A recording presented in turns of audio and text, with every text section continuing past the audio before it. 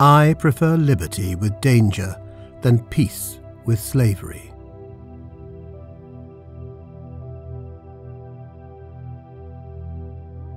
Civilization is a hopeless race to discover remedies for the evils it produces.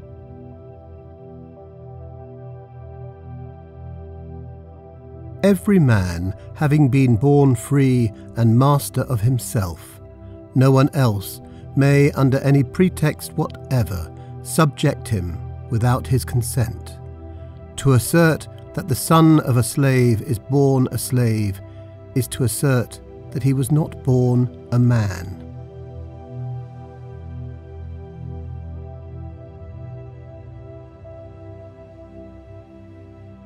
Man was born free, and he is everywhere in chains. Those who think themselves the masters of others are indeed greater slaves than they.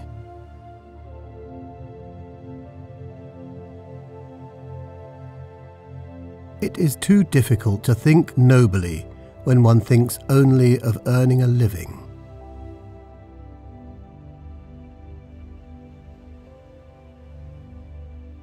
People who know little are usually great talkers, while men who know much say little.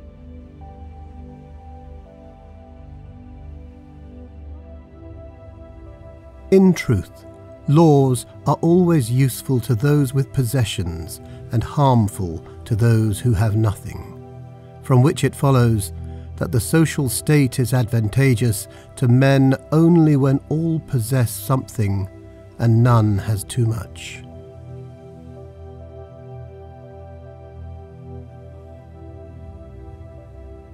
To be sane in a world of madmen is in itself madness.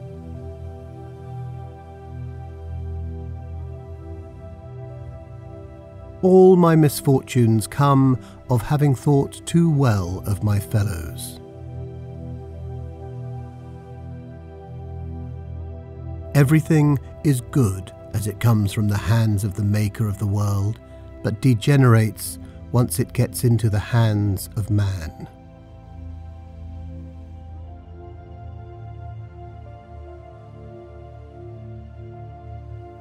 The truth brings no man a fortune.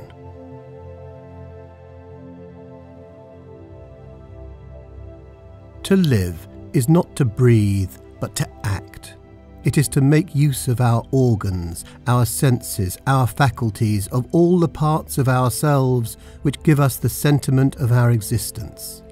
The man who has lived the most is not he who has counted the most years, but he who has the most felt life.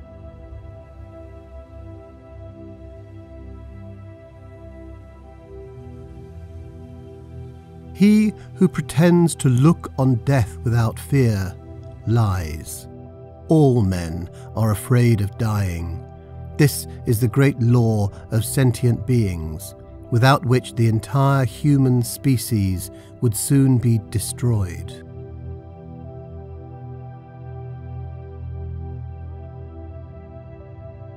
I will simply ask, what is philosophy? What do the writings of the best-known philosophers contain? What are the lessons of these friends of wisdom? To listen to them, one would not take them for a troop of charlatans crying out in a public square, each from his own corner, "Come to me, I'm the only one who is not wrong."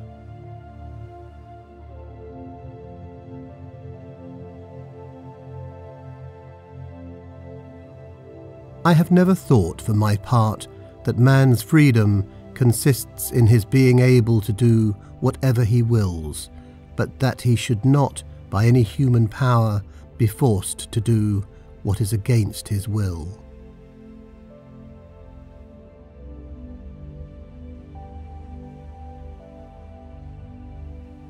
A taste for ostentation is rarely associated in the same souls with a taste for honesty. No, it is not possible that minds degraded by a multitude of futile concerns would ever raise themselves to anything great. Even when they had the strength for that, the courage would be missing.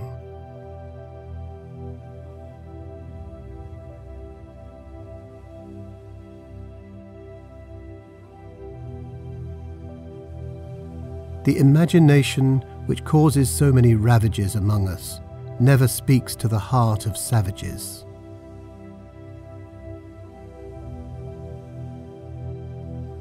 To be something, to be himself, and always at one with himself, a man must act as he speaks, must know what course he ought to take, and must follow that course with vigour and persistence.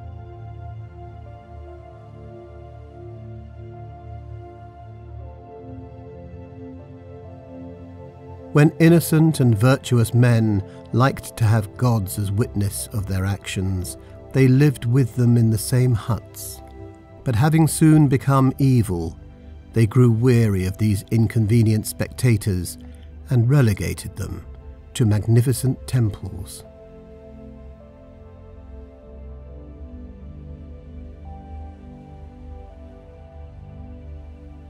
But so long as power remains by itself on one side, and enlightenment and wisdom isolated on the other, wise men will rarely think of great things, princes will more rarely carry out fine actions, and the people will continue to be vile, corrupt, and unhappy.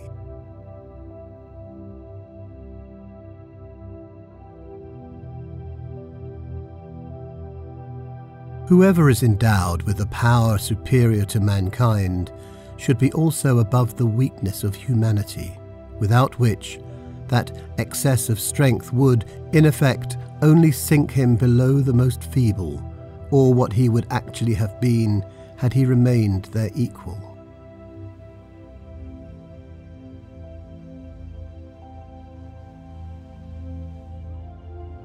An animal, at the end of a few months, is what it will be all its life, and its species at the end of 1,000 years is what it was in the first of those 1,000 years. Why is man alone subject to becoming an imbecile?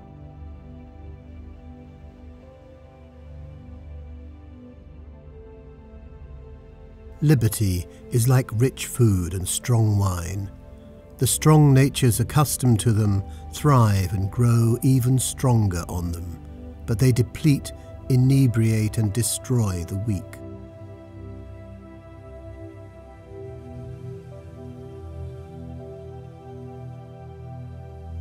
In fact, the real source of all those differences is that the savage lives within himself, whereas the citizen, constantly beside himself, knows only how to live in the opinion of others, insomuch that is, if I may say so, merely from their judgment that he derives the consciousness of his own existence.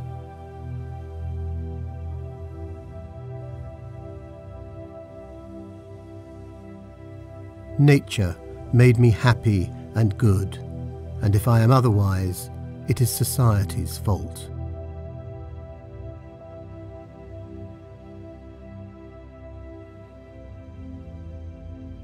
The social pact, far from destroying natural equality, substitutes, on the contrary, a moral and lawful equality for whatever physical inequality that nature may have imposed on mankind, so that, however unequal in strength and intelligence, men become equal by covenant and by right.